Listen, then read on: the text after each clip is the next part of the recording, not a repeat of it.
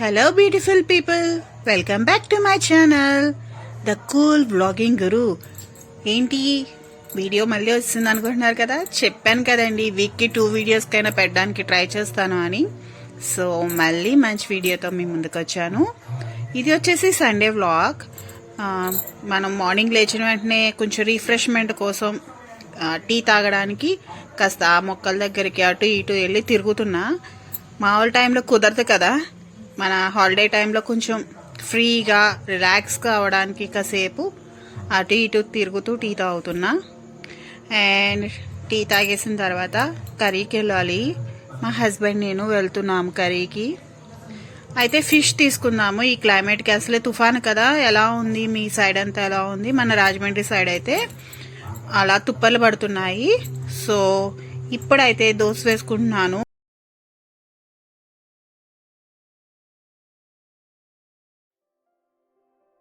ఇప్పుడైతే నేను పెసరట్టు వేసేసుకుంటున్నాను. అందులో అల్లం, ఉల్లిపాయలు, జీలకర్ర వేసుకొని తింటే బాగుంటుంది కదా. అండ్ చట్నీ కాంబినేషన్ వచ్చేసి అల్లం చట్నీ మమ్మీ చేస్తుంది. ఈ లోపల నేను దోశలు వేసుకుంటున్నా. ఇప్పుడు ఈ దోశలు అయిపోయిన తర్వాత చెప్పాను కదా, బయటికి వెళ్ళి కర్రీ తీసుకొచ్చుకోవాలి. నేను వెళ్ళాను మా హస్బెండ్తో పాటు. అయితే చూస్తున్నాను అది రికార్డింగ్ అవుతుందో లేదో అని చెప్పి. మమ్మీని అయితే బ్లర్ చేయడం అయితే జరిగింది, ఎందుకంటే మమ్మీ నైటీతో ఉంది కదా, మన వీడియోస్లో పెడితే బాగుంది.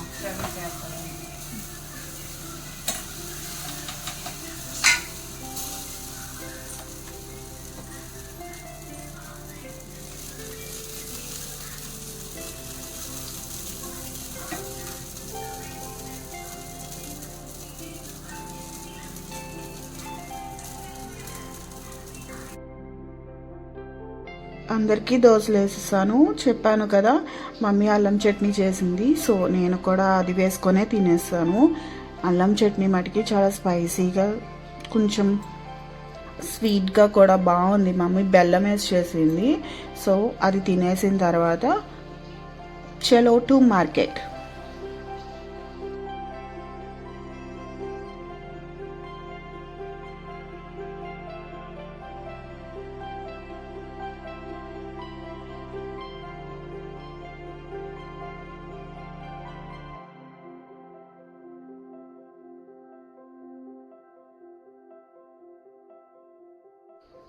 మార్కెట్కి అయితే వెళ్ళిపోతున్నాము.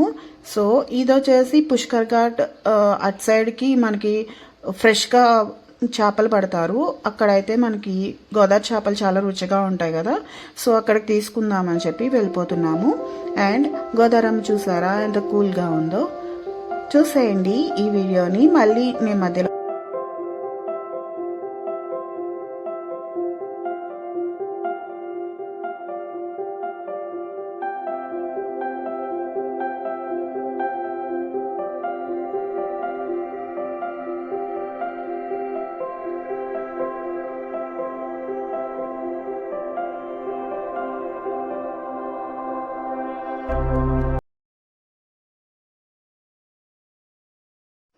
చెప్పాను కదా, ఇక్కడ గోదావరి దగ్గరలోనే మనకి ఫిషెస్ చేపలు పడతారు అని చెప్పి. సో ఈ చేప అయితే తీసుకుందాం, కానీ మాకు పెద్దది అయిపోతుంది మా ముగ్గురికి. సో మమ్మీకి నాకు, మా అభిగాడేమో చేపలు తిండు. సో పెద్దది అవుతుంది అని చెప్పి ఆలోచించాము. ఇంకా మళ్ళీ ఇంకో చోటకి వచ్చాము.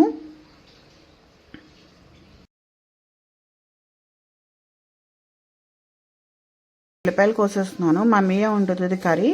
అంటే ఫిష్ కర్రీ నాకు అంత స్పెషలిస్ట్ కాదు, వండుతాను. కాకపోతే మమ్మీ అయితే టేస్టీగా ఉంటుంది అని చెప్పి మమ్మీ చేట వండిద్దాం అనుకున్నా. ఇప్పుడైతే నేను ఉల్లిపాయలు కోసేసుకుంటున్నాను.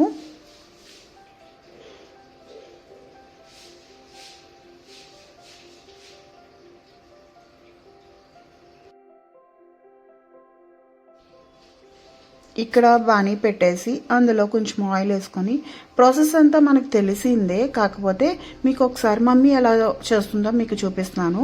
ఈ ఫిష్ కర్రీలో కొంచెం పెరుగు కూడా వేసుకుంది, అందులో ఉప్పు కారం అంతా మ్యాగ్నేట్ చేసేసుకున్నాము. అండ్ కొంచెం పెరుగు వేసుకొని అలా పెట్టాను. అయితే మమ్మీ ఇది వచ్చేసి పప్పు నూనె వేస్తున్నాము. చేపలకి పప్పు నూనె వేసుకొని తింటే బాగుంటుంది, టేస్ట్ బాగుంటుంది. సో మా పక్కన వచ్చేసి అభిగడికి చికెన్ వండుతుంది అనమాట. ఈ చేపని మ్యాగ్నేట్ చేసుకున్న తర్వాత అలాగా ఒకసారి మనం కుదిపితే కొంచెం కారం ఇవన్నీ అన్నిటికి ముక్కలకి పడుతుంది. సో ఆనియన్స్ అయితే వేసేసుకుంటున్నాను. అంటే మమ్మీ చేస్తుంది, నేను చెప్తున్నాను మీకు. ఆనియన్స్ అయితే మమ్మీ వేస్తుంది. అవి బాగా మగ్గనివ్వాలి, మెత్తగా రావాలి ఆనియన్స్. సో అందుకే ఫాస్ట్ ఫార్వర్డ్లో పెట్టేశాను. అంటే లాంగ్ ప్రాసెస్ అయిపోతుంది కదా, సో వీడియో కూడా కొంచెం లాంగ్ అయిపోతుంది. సో ఫాస్ట్ ఫార్వర్డ్లో పెట్టేద్దాం అనుకున్నా. ఇది ఆనియన్స్ వచ్చేసి చూసారా మమ్మీ బాగా మగ్గనివ్వాలి. మూత పెట్టేసుకుందాము.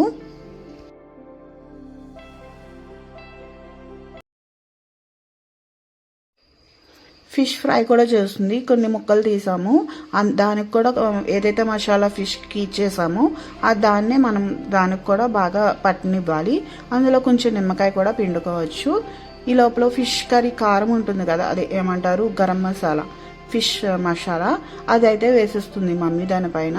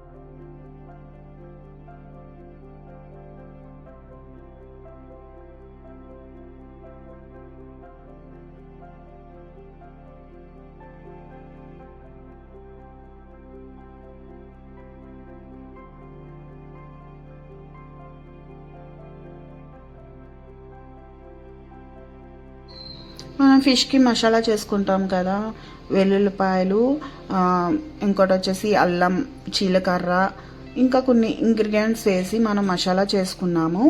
ఆ మసాలాని మమ్మీ వేసేసింది.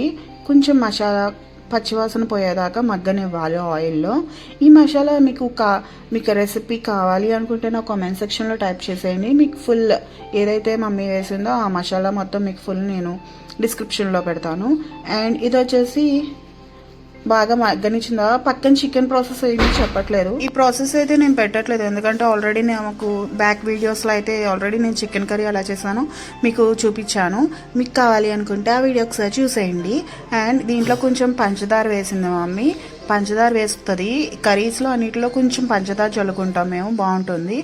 అండ్ ఇది వచ్చేసి మసాలాలో వాటర్ ఉంటుంది కదా, అది కొంచెం మగ్గిన తర్వాత వేద్దాము దాంట్లోని.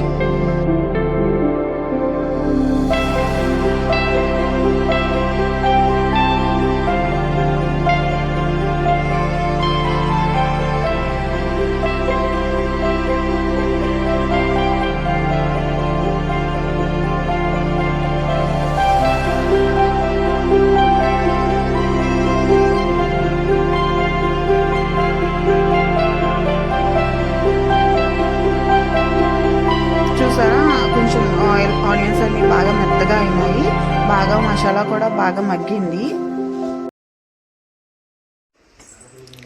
ఇప్పుడైతే కొంచెం మగ్గేసింది కదా, అందులో మనం ఏవైతే ముక్కల్ని బాగా ఉప్పు కారం పెట్టించామో అవి అయితే వేసేస్తున్నాం దాంట్లో. మనం ఈ చికెన్ కర్రీలో అయితే గంటితో మనం తిప్పుకుంటాము, కానీ ఈ ఫిష్ కర్రీలో అయితే మనం అట్లా తిప్పడం ద్వారా ముక్కలు అనేవి ఎక్కడికక్కడ విడిపోతాయి. సో మనం వాటిని గంటితో కాకుండా మనం పాన్ ఉంటుంది కదా, దాన్ని కొంచెం ఇందాక మమ్మీ ఎలా అయితే చేస్తుందో అలా చేస్తే మనకి ముక్కలు కూడా విరగకుండా ఉంటాయి. సో ఇప్పుడే కదపకూడదు, కొంచెం వాటిని మగ్గనివ్వాలి. ఒకవేళ మగ్గినా సరే మనం కదిపితే కొంచెం కూడా ముక్క విరిగిపోతుంది. సో అలాగే మనం వాటి ప్లేస్లోనే ఉంచేసి దాంట్లో కొంచెం ఎప్పుడైతే ఇందాక వాటర్ చూపించాను కదా, ఆ వాటర్ మసాలా వాటర్ దాంట్లో వేసింది మా అమ్మ. అందులో కొంచెం మగ్గిన తర్వాత మనం ఇవి ఏంటంటే చింతపండు రసం ఉంటుంది కదా, అది వేసుకొని దింపేసుకోవడమే. ఇదేనండి ప్రాసెస్. అండ్ మన ఫిష్ ఫ్రైకి మమ్మీ ముక్కలు పెట్టింది కదా, అది ఈ రకంగా అంటే మనం ఆవిరికోవడం ఎలాగైతే పెడతామో అట్లా కొంచెంసేపు అలాగా ఉడకనివ్వాలి. దీని ప్రాసెస్ మమ్మీ చేస్తుంది, దాని ప్రాసెస్ నాకు తెలియదు. ఇలా అయితే చేస్తుంది, అంటే లోపల వాటర్ వేసి దాని గుడ్డ కట్టి దాని మీద పెట్టాలన్నమాట ముక్కలు. కొంచెం వాటి అంటే ఉడుకుతూ ఉంటాయి అన్నమాట ఆవిరికి. ఫిష్ కర్రీ అయితే చివరికి వచ్చేసింది, అంటే ఇంకా మగ్గనిచ్చిన తర్వాత ఆ పచ్చివాసన పోయేదాకా మనం మగ్గనిచ్చి కొంచెం ఆ ముక్కల్ని అలా కలుపుతూ అయిపోయిన తర్వాత చింతపండు రసం ఉంటుంది కదా, దాన్ని మమ్మీ వేసేసింది లాస్ట్లో.